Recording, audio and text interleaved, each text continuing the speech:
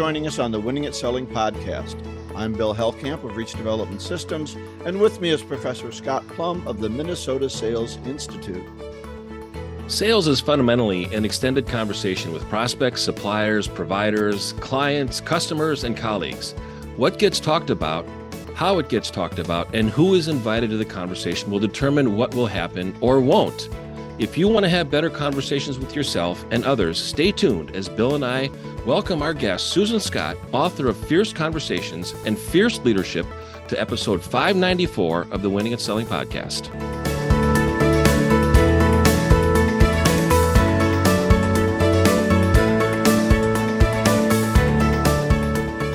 Well, as you all know, we'd normally start with a book club, but we want to give all of our time to Susan, so we're appreciative of her being on the show today. Next week, we're going to start a new book, The Go-Giver by Bob Burg and John David Mann. We'll do chapters 1 and 2. So go out, buy that book, and let's get started on it. Scott?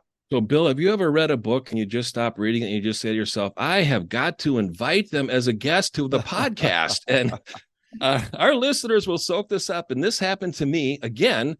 The first time it happened when I was reading Jack Canfield's book, and I continue to invite Jack Canfield to be on the show. So I'm not done, but he was the other person.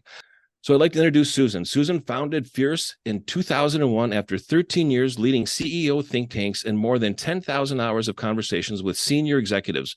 Over the past 2 decades, she has shared her expertise with clients through keynote presentations, her TEDx talk, A Case for Radical Transparency, and her award-winning books, Fierce Conversations, Achieving Success at Work and in Life, One Conversation at a Time, Fierce Leadership, an alternative to the worst best practices in business today, and Fierce Love, creating a love that lasts one conversation at a time.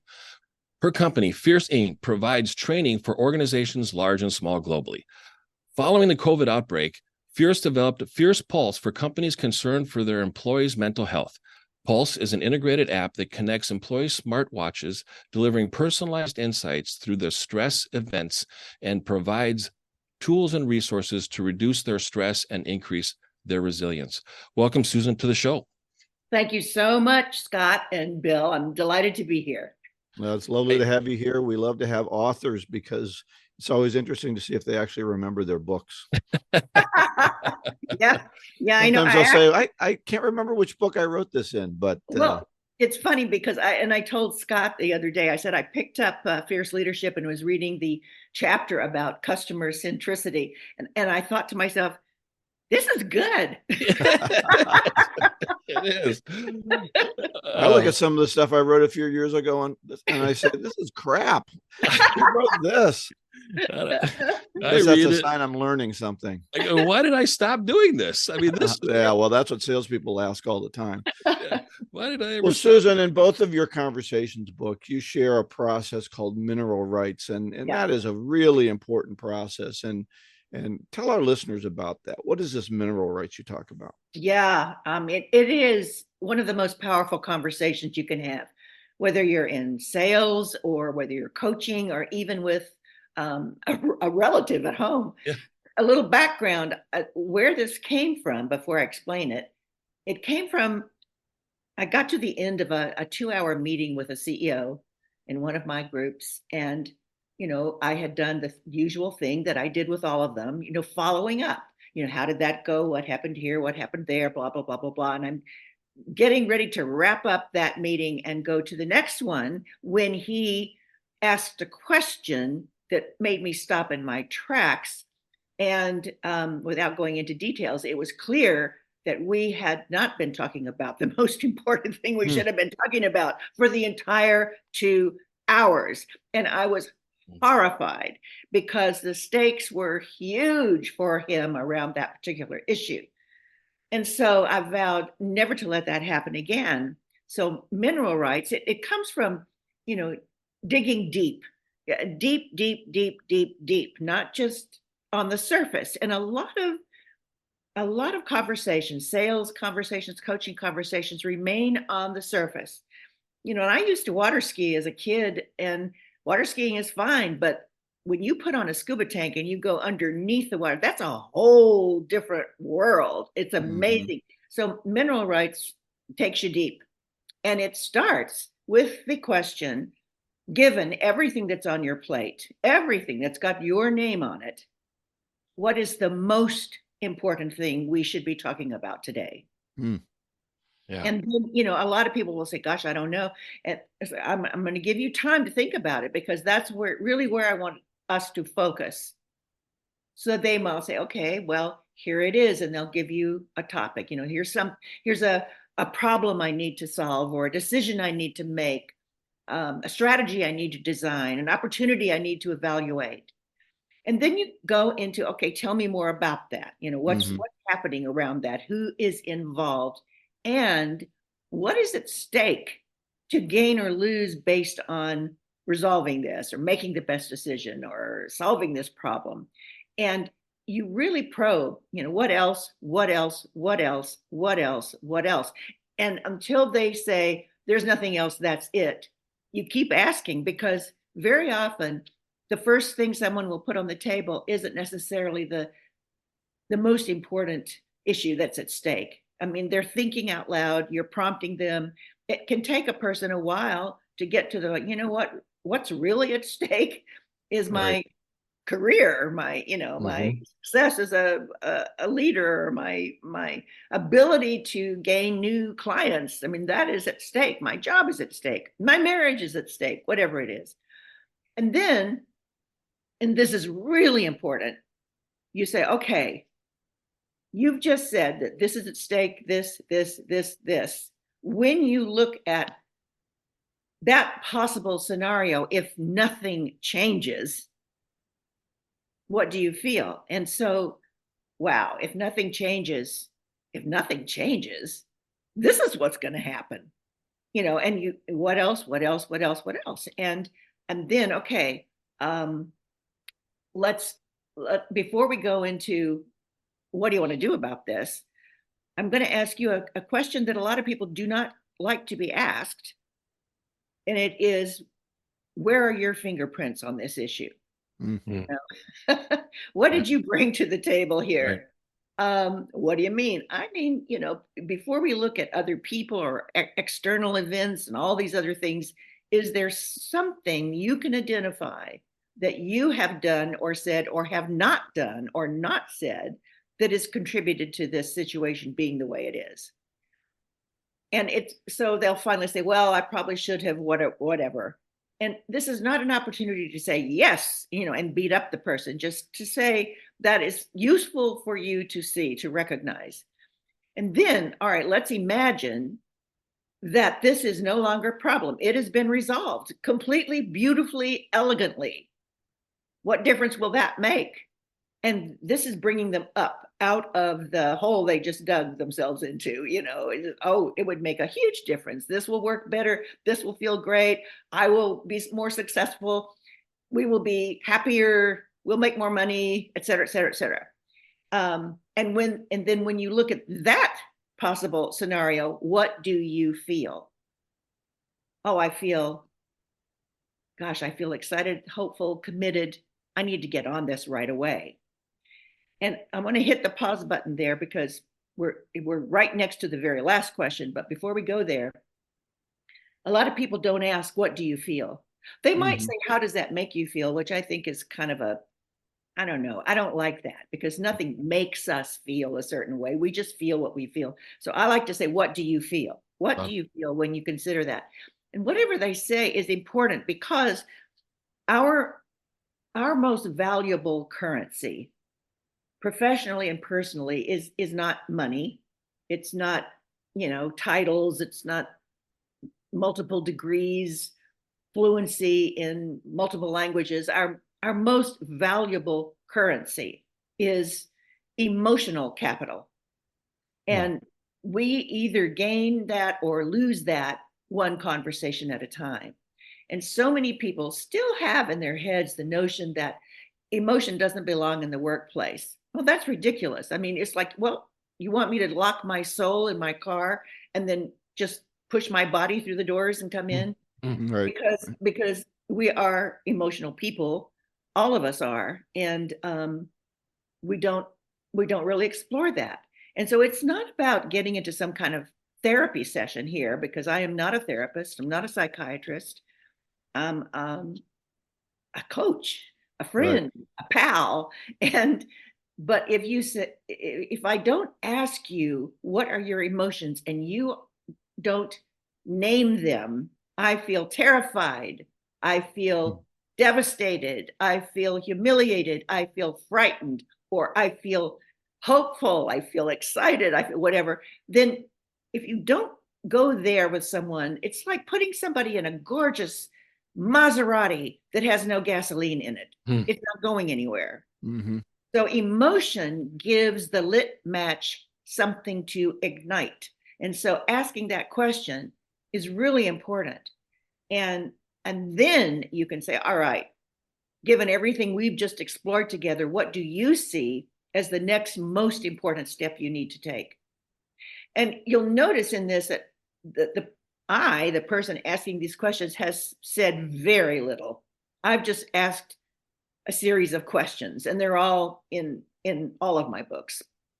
And so this person is doing all of the talking, and you want that because if I'm advising you, there's not a great likelihood that you're going to take my advice. If you are advising yourself, there's a much better chance that you will actually take action on something that you're doing. So that was the conversation that I began to use with my CEOs. And if we had time left over after exploring that, we could talk about other things. Right. Right. I wanted to make sure that we focused on the most important thing. And in our sales role, our folks, when they're talking with a prospective client, they will ask that question. I know you have questions. I know you want to hear all about Fierce, and I'm happy to tell you all about it. And before we begin, I hope you'll indulge me and tell me, what is the most important thing that's on your plate, or the most important goal that your organization has, and the biggest obstacle? I mean, it will help me to understand that, because I don't want to just rattle on about our features and benefits. I really want to customize our conversation. And it Right. will help me to know what's keeping you awake at night. Right. Well, that, as you were talking, I was convinced that's a great sales conversation to have.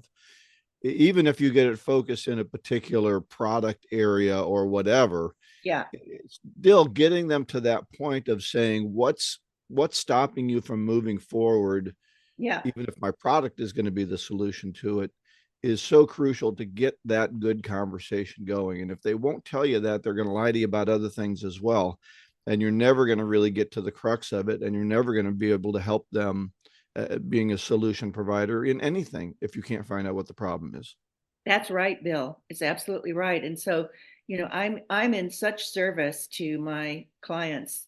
I want them to be successful and happy, and both of those things. So I want them, mentally, physically, emotionally. I want them to be in good shape, and we can't do that if we are skirting the issues, if we are tiptoeing around the issues. I was reading something the other day, and there was a sentence that jumped out at me. This person is saying, "Wow, bravo, hallelujah! Somebody finally told me the truth." Yeah. I love that, because Fierce is all about coming out from behind ourselves into our conversations and making them real. And they're so often not real. And it's not that people come into a conversation saying, I'm going to lie, I'm going to just make stuff up. It's not that. It's just, but it is a habit of withholding what we Self really think and feel, because we're too frightened of what might happen if we protection. disclose it. Yeah, self-protection, exactly.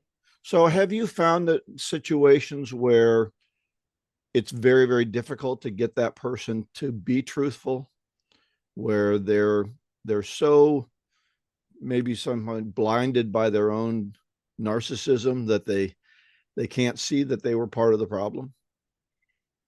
Well, I haven't, I really have not had that issue in all of the years and years and years, because when I go in, to a relationship, at the very beginning, Bill, I will say, look, everything that you and I discuss is confidential. I won't be sharing it with anyone, including any of my family members at home. No one is going to know what we're talking about. The good stuff, the bad stuff, the ugly stuff, the in-between stuff, it's between you and me. And I have to be a place where you will come out from behind yourself into our conversations and make them real. Otherwise, you're wasting your time and my time. And that's not cool. I really won't want that. So, I mean, I had one of the CEOs, he refused to disclose to me any of the financial information that I was asking about.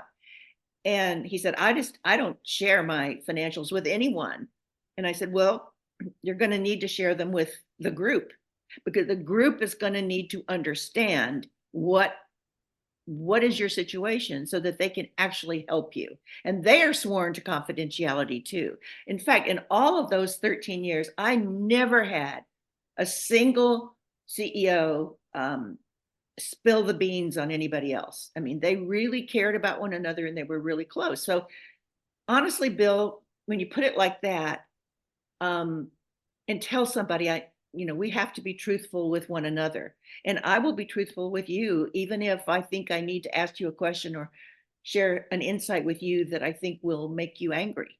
I'm still going to do it because you're important to me. If I didn't care about you, I wouldn't. I'd protect myself and I would just flatter you. So that's not how this relationship is going to work. Because So you must be able to build a certain level of trust immediately with these CEOs. Yeah. And it for whatever reason it happens. And honestly, you know what? I used to travel so much. I was constantly on an airplane. And you wouldn't believe how many complete strangers sitting next to me on an airplane would tell me their entire miserable, horrible, sordid, possibly. Stop, I can't take it anymore. But they would tell me, I'd say, well, they say, what do you do? And I'd tell them and they say, oh my God. And I said, yeah. So, often we ask, what's the most important thing we should be talking about? So I said, if I asked you that, what would you say? And off we go. Wow. Right. So people want a place where they can tell it like it is from where they sit. They want that. And if you can be that for them, well, that's gold. That's gold. And the person who gains the most emotional capital with a client will win the field and hold the field. Mm-hmm. Because if the competition is not doing that, Mm-hmm. they're not focused on the emotional capital. They're not asking, what are you feeling right now? We just talked about all these, what are you feeling? And helping them in, get to that. I don't know what I'm feeling. Well, if you did know what you were feeling, what would it be? So I am pretty relentless, dog with a bone thing. I won't let somebody get around those questions. They really must answer those questions before we go to the next questions. Oh, last week on the podcast, we always pick a quote, a golden nugget, and I used my favorite quote from your book, and that is that all conversations are with myself, and sometimes they involve others. Yeah. And you mentioned that the mineral rights process is us coming out from behind ourselves and engaging in an authentic, transparent conversation. I find that some people have a bit of a victim mentality. And in your Fierce Leadership book, you talk about accountability. It's one of the 6 practices. And there was a line that you said that just really moved me. When a person has a victim mentality, is you say, avoid these traps. Giving advice. This is especially important for a victim because victims are accustomed to the power being outside themselves. Yeah. And that was the line that I read, and I go, I got to get Susan on the show, because this is so true with salespeople being accountable and leaders being accountable, and having that victim mentality can be so destructive because they rely so much on other people and not taking the accountability. So can you talk about how people can become more accountable? Well, that's a decision that they make. I know what is meant when I hear someone say, I'm holding you accountable. I Mhm. know what they mean. And it doesn't really work that way because accountability is an attitude. It's a way of life. And so we say, I hold you able. I hold you able. So, and I want to snap people out of the victim mode. It's not an attractive way Mhm. to go about one's life. It doesn't appeal to anyone. And so I will be fairly blunt and I will say, I've heard this sad story a few times, and we've talked about what you're going to do to improve things, and you're still telling me the same sad story, and I am so bored. I can't even tell you. So, I mean, You can't just be sad at your story. You've got to do something about it. yeah. So look, I got into an awful lot of trouble with a whole lot of women years ago when somebody asked a question at the end of a talk that I'd given, and they were talking about the Me Too thing. And they were making it sound as if all these horrible men made them do all of these things. And I said, well, no one made, unless it was rape, which we're not talking about, no Right. one made you do anything. You chose to do it because, and you're saying, well, I had to because this person had power over my career and might have fired me and all that. Yes, I get that. And you made a choice. You made a choice. There were two people in this activity. Oh boy, did I get blasted. I was asked to apologize to this enormous organization. And I said, I'm not going to apologize for what I said. I apologize for saying anything at all, given that we didn't have enough time to go deep into the topic and for you to understand. It is such a weak position to say he did it, she did it, they did it, it did it. I'm just this jellyfish floating in the tide where, whichever way they go, that's off I am. And I don't really have any control. How pitiful is that? And you know, so, so I think you have to say to someone, look, I hold you able to take some steps here to improve your situation. And I really don't want to hear this sad story again. Mhm. Right. I don't. And can I tell you that nobody else in your life wants to hear it either? Right. It probably won't tell you that. And the people who don't listen to your sad story, you don't like them very much, but you really cozy up to the people who say, "Oh, you poor thing, how horrible." Mm. Mhm. They're not your friends. They're not helping you at all. Right. So I want you to snap out of it, frankly. Yeah. It reminds me of Mr. T, who said, "I may have grown up in the ghetto, but there ain't no ghetto in me." Oh, that's good. I Right? like. He made the decision to say, "I'm not going to live in that Yeah. past." And Yeah. so many of us seem to be thriving in our own victimhood. We choose a victimhood, and now you must pamper me in my victimhood. Yeah. Yeah. I mean, I have a relative who does that, and I love her dearly. And I have said to her, stop, stop. I don't want to hear it. I'm not interested in hearing it because there are things you can do and you aren't doing them. And this is, I love you. I love you too much to sort of enable this Right. Bingo. continued victimy behavior. Yeah. Yeah. In your book, Fierce Conversations, you'd use 3 examples. They deny it, they defend it, or they deflect it. Yeah. And it's just really powerful how good they get at it too. I mean, it's very convincing. A lot of practice at being a victim, and you get really good at it. And it's easy to buy into their story the first time you hear it. Yeah, it is. Yeah. It is. And there are just so many strong, capable people that just really kind of yield to a commitment and confidence in applying what they want in life, and and really being accountable to the marketplace and their customers and clients, etc. Well, as you've said, Scott, if salespeople were as good at selling as they are at selling their excuses to their sales managers, Exactly. they wouldn't have to sell their excuses. I say, every salesperson has a conversation, and in every conversation, a salesperson has somebody selling something and somebody's buying something. And sometimes they're selling excuses up and sales managers are buying them. And That's it's right. like, yeah, real. We have a client who just, a very large company that just signed on for training in delegation, which Mm. leads to accountability. And in Fierce Leadership, I explained that. But how do you make somebody accountable? It's not by saying I'm holding you accountable. It's Right. by really being smart about how you delegate, at what level, and showing them this sort of decision tree that they can move up on as they get better and better and better, and truly do become accountable. It's a choice they're making. Yeah.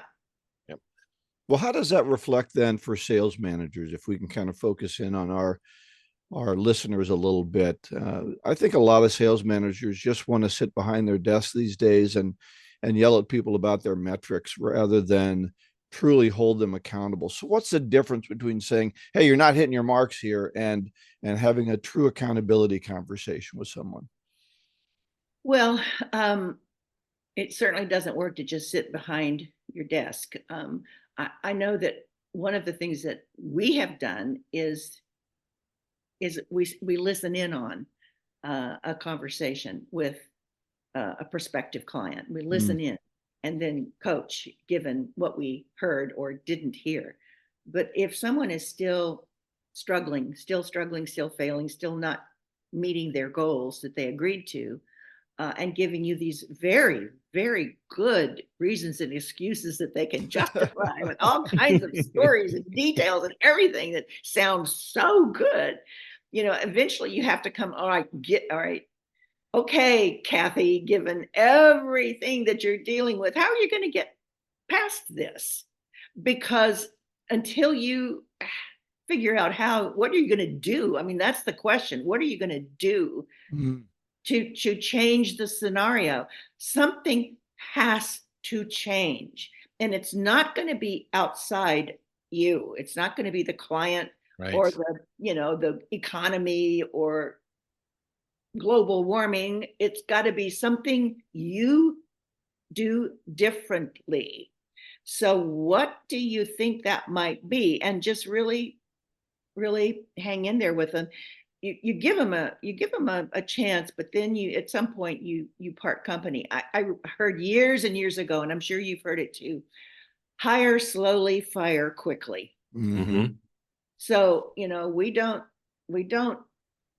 if we don't see the right kind of activity producing the right kind of results with our folks, we cut them loose in the nicest way possible. Right. But it is no fun to be failing at your job. It's no fun for them.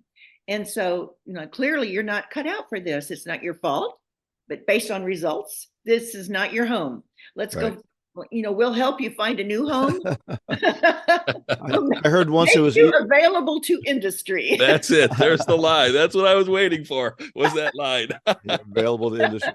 I heard once it's easier to give birth than to raise the dead. Oh my God. Yeah, that's really good. I had not heard that. That's good. Another one of your great lines in Fierce Leadership is people need to get familiar with their anatomy. And when you wrote that, I just kept laughing, going, that is so true, Susan. Yeah. True. Yeah. We should probably wrap it up. Bill, any final questions for Susan? Or Susan, what are a couple of things that you'd like to leave our audience with? Well, there are two things. One is I've spent a fair amount of time in Kenya, and one of the things that the Maasai say to one another when they meet one another out there with all their cattle, the first one to speak is Sawubona, which means I see you.